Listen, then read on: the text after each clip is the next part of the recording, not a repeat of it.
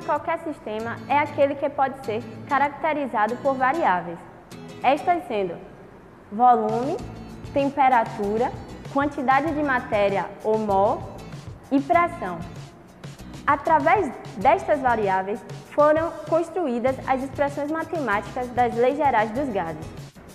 A partir desse vídeo, exemplificaremos as relações entre estas variáveis e seu comportamento através da lei de Boyle. Para a experiência ser feita, é necessário que se tenha uma seringa e uma pequena bola para que a mesma seja armazenada dentro da seringa. E com isso, possa ser feita a experiência. Com o êmbolo, deve-se aplicar uma força e simultaneamente tapar uma das extremidades para que a pressão aumente.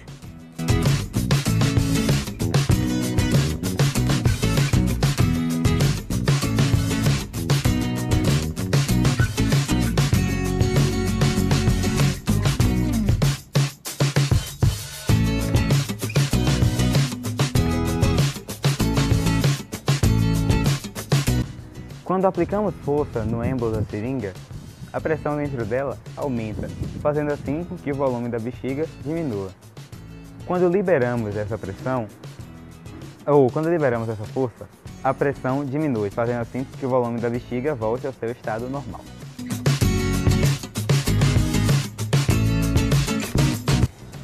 Em um belo dia, o cientista Robert Boyle percebeu em um de seus estudos sobre o comportamento dos gases que a pressão aplicada é inversamente ao volume que este gás ocupa em um sistema fechado.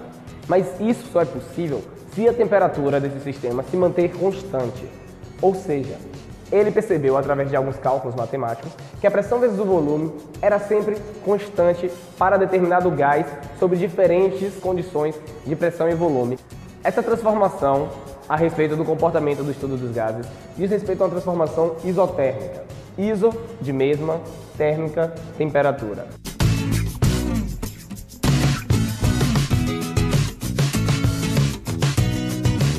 Precisamos inicialmente entender o porquê que o aumento da pressão gera uma diminuição do volume desse gás. Para conseguirmos entender isso, farei uso de um dos postulados da teoria cinético-molecular do comportamento de um gás, que diz que um gás é formado por um grande número de partículas que possuem volume desprezível em relação ao volume total do recipiente. Ou seja, quando você aumenta a pressão de um sistema, você está diminuindo o volume que antes ela tinha. E o gás, como tem a capacidade de expansão, mas também de compressibilidade, ele passa, inicialmente, quando a pressão é pequena, a ocupar um volume maior, e quando a pressão aumenta e você reduz o volume do recipiente, ele passa a ocupar um volume menor. Isso pode ser demonstrado dessa forma.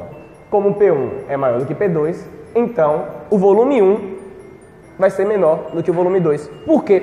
Porque a pressão aumentou, diminuiu o volume do recipiente e o gás, por ter uma capacidade de compressibilidade, ocupará todo o volume novo formado.